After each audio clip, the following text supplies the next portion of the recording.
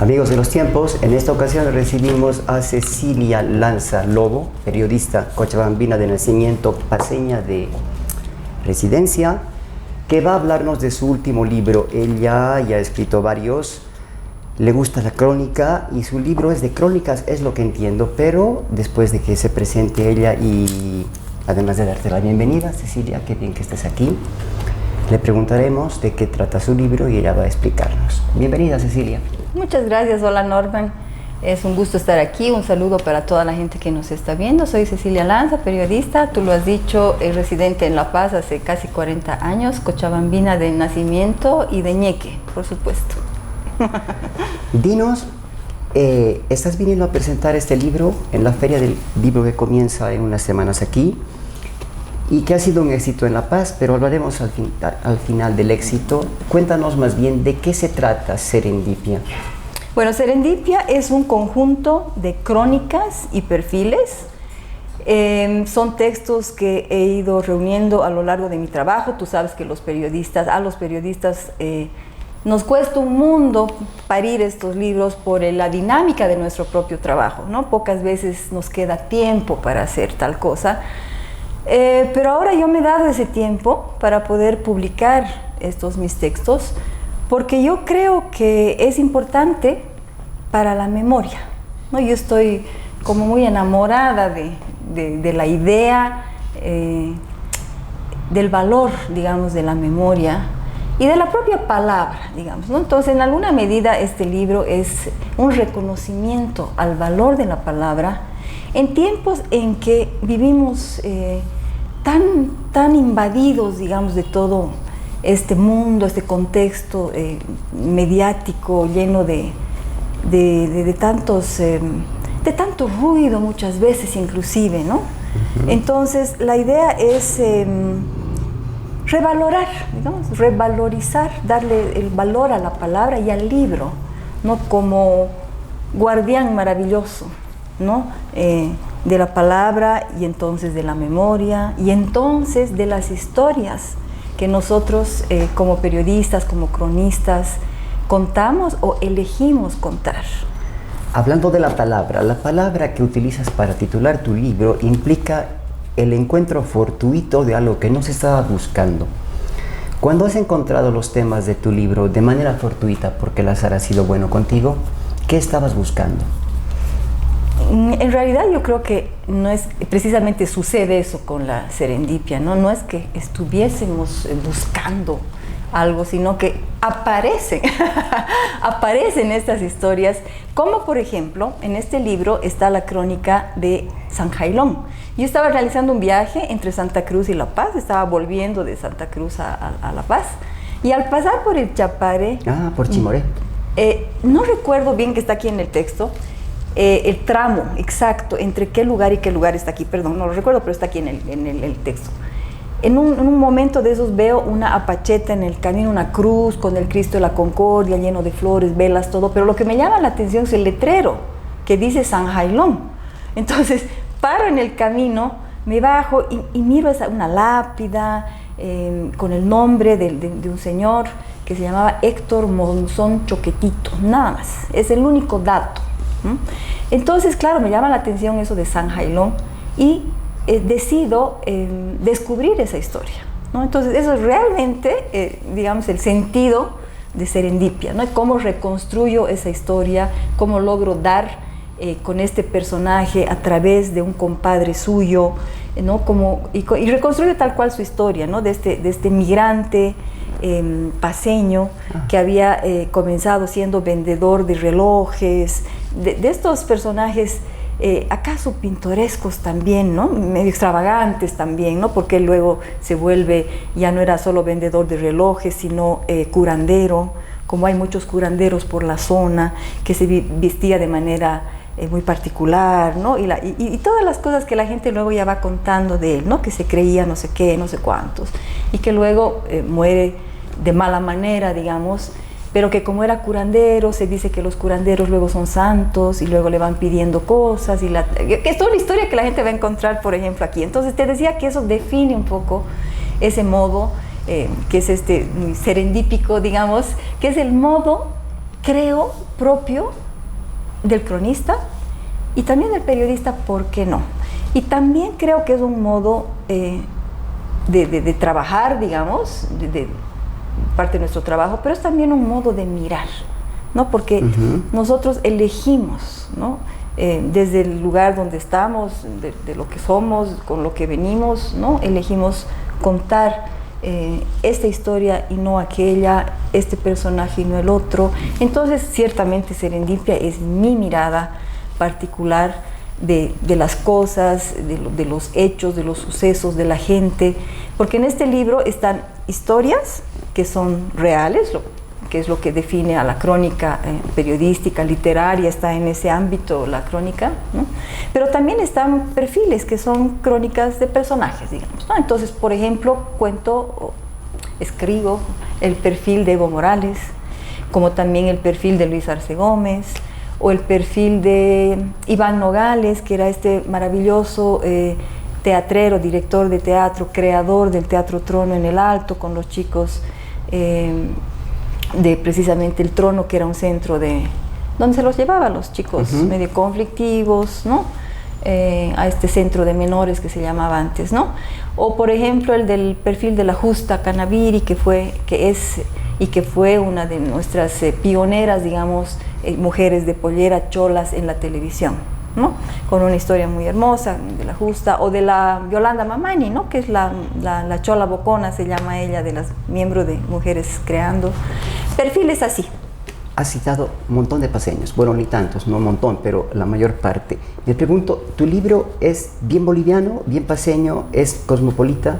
No, así tiene una crónica que no es de un personaje boliviano, pero aspira a ser boliviano. Te he mencionado esos personajes, pero está, por ejemplo, don Humberto Coelho, ¿no? Que es un ciudadano boliviano común y corriente, que vivió, porque ya murió, que vivía en una estancia en la Amazonía boliviana. Hizo un texto bello que se llama La noche más oscura del mundo, porque es, digamos, mi experiencia en ese lugar, digamos, perdido de este hermoso país, ¿no? De la Amazonía, al que solo accedes, digamos, por aire, ¿no? O si es que te animas algún rato y no llueve, por tierra, por canoa, ¿no? Lejos. Por ejemplo. O tengo la historia de se llama Las Mujeres del Huerto, y el título dice ¿Por qué ríen las mujeres del huerto? Que es la historia de un grupo de mujeres en una comunidad en el Chaco boliviano que se llama Itaú. Unas mujeres que, digamos, curiosas, ¿no?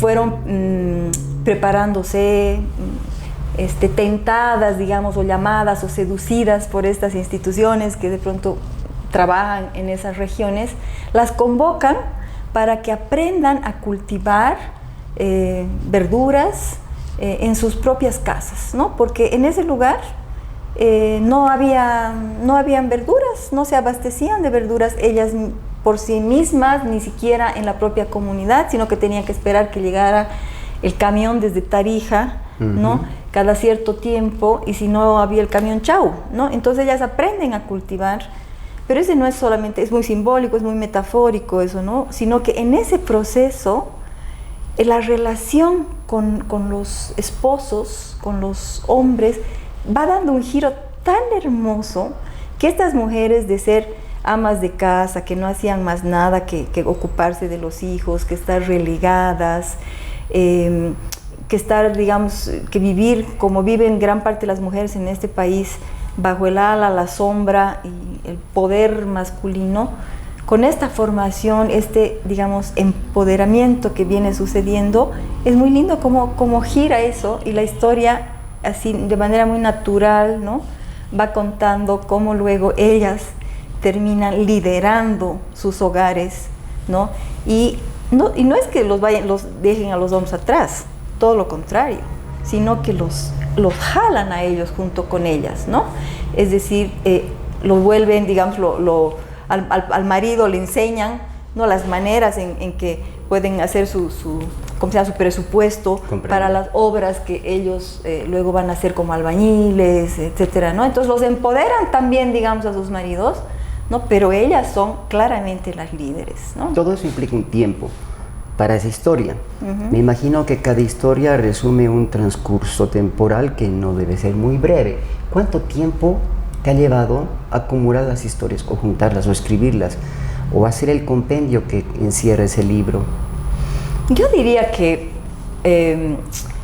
unos 10 años, es decir, son textos reunidos a lo largo de más o menos 10 años. O sea, hay textos que he escrito hace 10 años y que los he recuperado, otros que he escrito hace un año, hace medio año, que se hace no poco tiempo, pero digamos, si me preguntas por el tiempo, hay alguno que otro texto que capaz no tanto, pero más o menos, ¿no? Ahora, cada historia, cada crónica, pues eso te demora, no sé, por lo menos un par de meses en trabajarlas, por lo menos. Me imagino. ¿No? Sí. No hay la prisa del periodismo de actualidad, de coyuntural. No. O sea, eres una periodista feliz.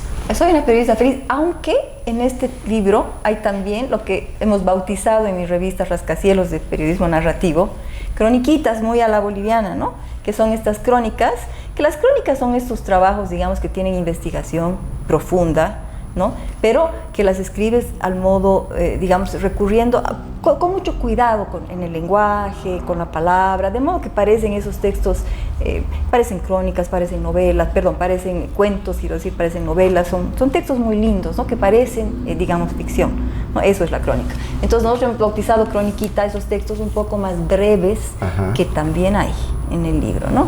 Así que esos sí te toman menos tiempo, digamos, ¿no? También. Comprendo. Sí. Si hablas como escribes, o al revés, me imagino que el lector termina muy satisfecho de leerte. Y ha debido pasar algo así como la gente que ha ido a comprar tus libros en la Feria del Libro de La Paz. ¿A qué atribuyes tú el éxito que ha tenido? Ay. Bueno, este es guaguita todavía, ¿no? Acabo de presentarlo en La Paz, tiene 2 mesecitos, o sea, es una guagua, ¿no? Una guagua robusta, ¿no? Así, ¿no? Espero que tenga una buena acogida. Voy a presentar ahora en Cocha, después en Santa Cruz. Ya te digo, en La Paz se presentó hace poco, pero tiene sus parientes, digamos, próximos, bien poderosos, han tenido una buena acogida, que ha sido el anterior libro, que en verdad ha sido bastante pronto, digamos, que he presentado este otro, porque lleva apenas 2 años y sigue teniendo una buena jalada, que es El color de las ovejas negras, crónica de un parricidio, que ha sido mi libro.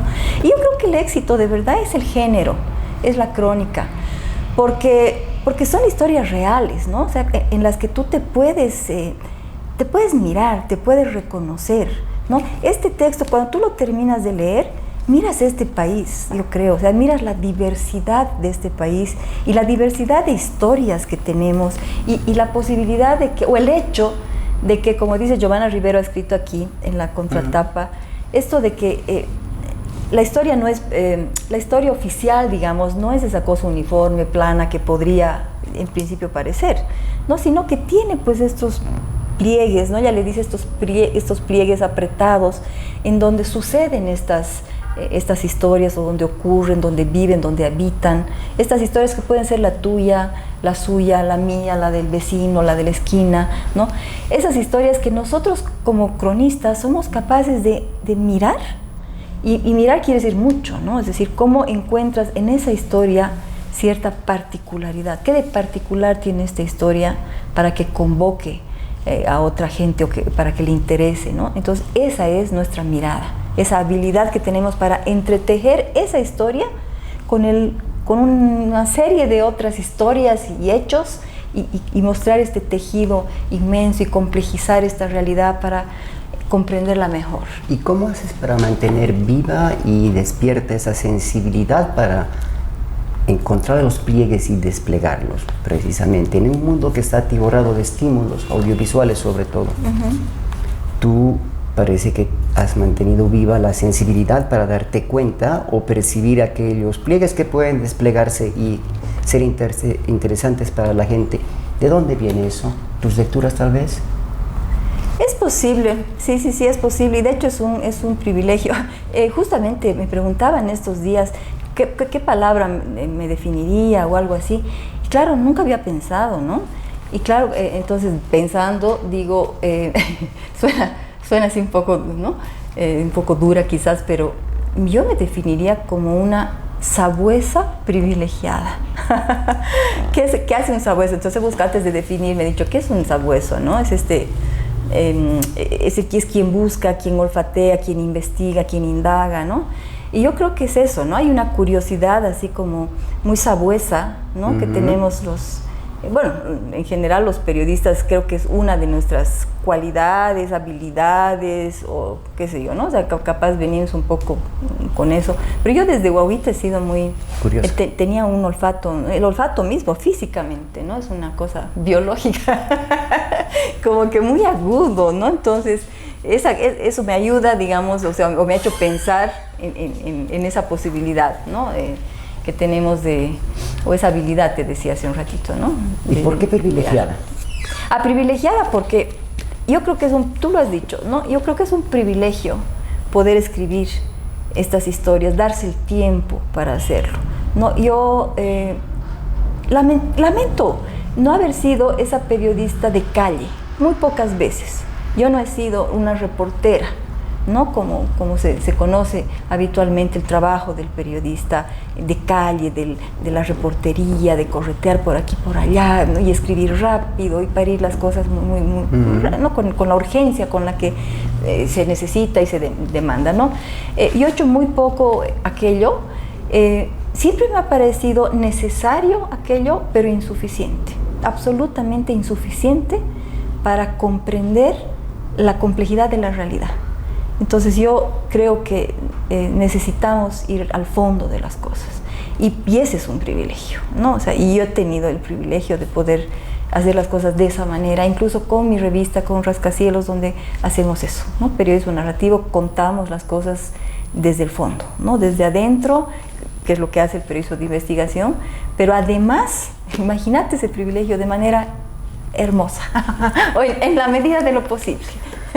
Tendremos el privilegio de escuchar la presentación de tu libro. ¿Quiénes van a presentarlo? ¿Cuándo va a ser? Cuéntanos un poquito.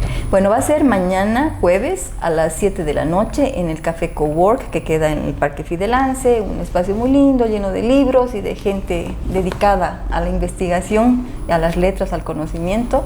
Lo van a comentar Carmen Beatriz Ruiz, la Negrita Ruiz, comunicadora, Claudio Ferrufino Coquiñot, cochabambino, escritor, y Marcelo Pazoldán, editor.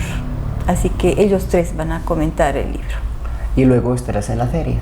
Y luego estaremos en la feria, que empieza ya en octubre.